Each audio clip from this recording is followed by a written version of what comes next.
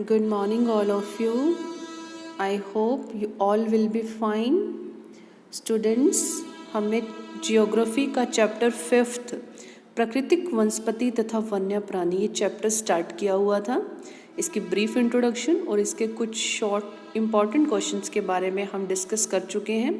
आज हम in short questions को कंटिन्यू करेंगे and I hope you all will listen carefully.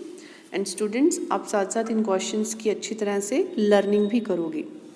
So let's start our topic. और first question, चिड़ियाघर तथा राष्ट्रीय उद्यान में अंतर बताएं कि चिड़ियाघर क्या होता है और राष्ट्रीय उद्यान क्या होता है। चिड़ियाघर वह स्थान है जहाँ पर जंगली पशु तथा पक्षी रखे जाते हैं। इन्हें पिंजरों में बंद रखा जाता है और नियमित समय पर भोजन दिया जाता है, तो वो क्या कहलाता है? चिड़ियाघर। और राष्ट्रीय उद्यान क्या होते हैं? इसमें वनस्पति और पशु पक्षियों को संरक्षित रखा जाता है। इसमें वन्य प्राणियों को प्राकृतिक वातावरण में जीवन निर्वाह करने दिया जाता है। इसमें पशु पक्षी अपने भोजन की व्यवस्था उन्हीं सीमाओं में स्वयं करते हैं जहां उन्हें संरक्षण प्रदान किया जाता है। तो ये डिफरेंस था चिड़ियाघर और राष्ट्रीय उद्यान में। नेक्स्ट है कंटीले तथा गुल्म झाड़ी को कहा जाता है। वनों की कोई 3 विशेषताएं बताएं। पहला, कंटीले व गुल्म वनों में कीकर, बबूल, खैर तथा खजूर आदि कंटीले वृक्ष अथवा कंटीली झाड़ियाँ पाई जाती हैं। और ये कहाँ पाई जाती हैं? ये इस प्रकार के वन भारत के उत्तर पश्चिमी क्षेत्र अर्थात राजस्थान में पाए जाते हैं। राजस्थान में कम वर्षा के कारण वहाँ की जो वनस्पति है वो कंटीली होती है।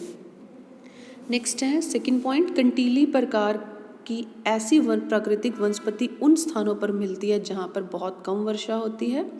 राजस्थान में 50 सेंटीमीटर से भी कम वर्षा होती है, तो इस प्रकार यहाँ पर कंटीली वनस्पति मिलती है। थर्ड, इन वनों में वृक्ष छितरे हुए होते हैं, मतलब उनकी जो जड़ें होती हैं वो अरीय आकृति में फैली होती हैं, काफ़ी लंबी होती हैं, जिससे ये ज़मीन की गहराई से ही अपने भोजन की आवश्यकता को पूरा कर लेती हैं। नेक्स्ट है वनस्पति जगत के महत्व पर नोट लिखें। आज से लाखों वर्ष पहले हमारी पृथ्वी एक अनुपजाऊ उपग्रह थी, मतलब ये उपजाऊ भूमि नहीं थी, इस पर खेती नहीं की जा सकती थी।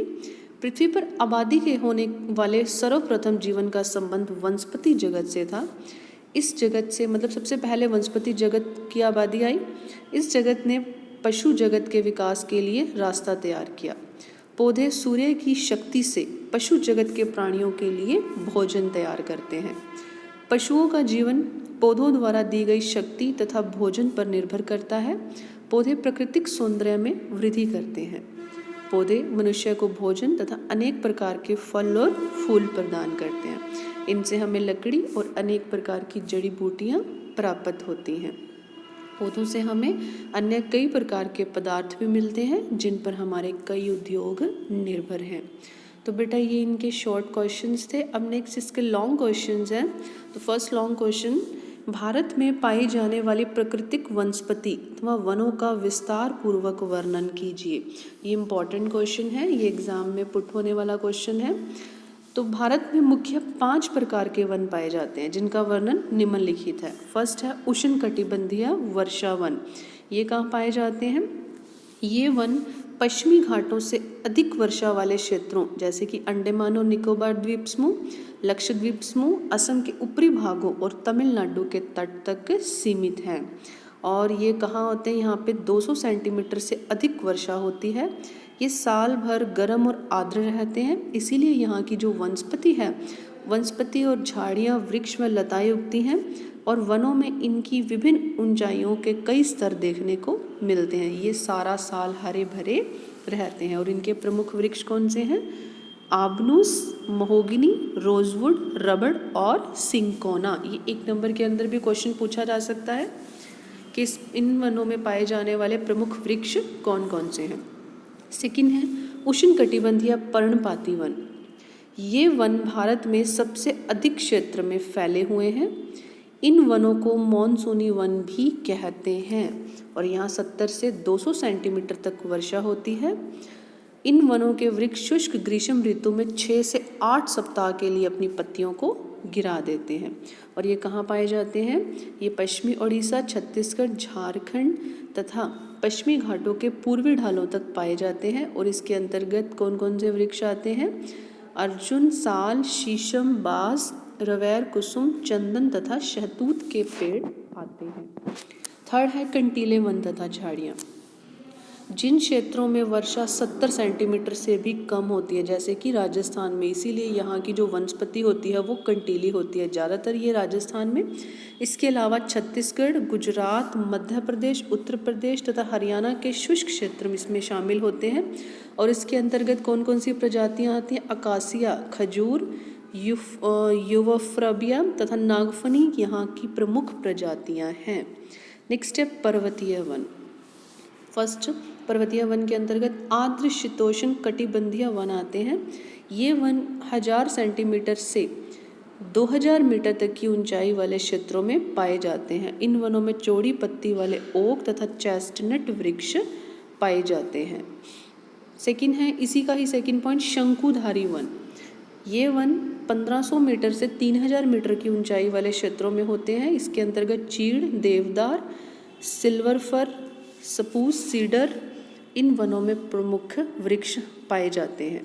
नेक्स्ट, इसी का ही थर्ड पॉइंट, शीतोष्ण कटिबंधीय वन एवं घास के मैदान। ये 3000 मीटर से 3600 मीटर की ऊंचाई वाले क्षेत्रों में पाए जाते हैं। नेक्स्ट है अल्पाइन वन। 3600 मीटर से अधिक ऊंचाई पर इस प्रकार के वन पाए जाते हैं। इसके अंतर्गत सिल्वर फर, जूनियर पाइन व बर्च इनके प्रमुख वृक्ष हैं।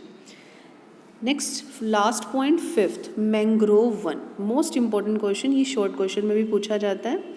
ये है वनस्पति तटवर्तीय क्षेत्रों जहाँ पे ज्वार भाटा आते हैं, उनकी महत्वपूर्ण वनस्पति है। मिट्टी एवं बालू इन तटों पर एकत्रित हो जाती है। मैंग्रोव एक प्रकार की ऐसी वनस्पति है जिसकी जड़ें जो है वो पानी में डूबी रहती हैं, मतलब इसमें पौधों की जड़ें पानी के अंदर डूबी रहती हैं। ये वन ब्रह्मपुत्र, गंगा, गोदावरी, महानदी, कावेरी तथा कृष्णा नदियों के डेल्टा प्रदेशों में पाए जाते हैं। सुंदर वन इस प्रकार के वनों का प्रमुख उदाहरण है।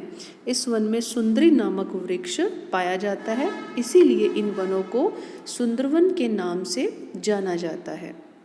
ये वन गंगा, ब्रह्मपुत्र नदियों के डेल्टा प्रदेश में स्थित हैं।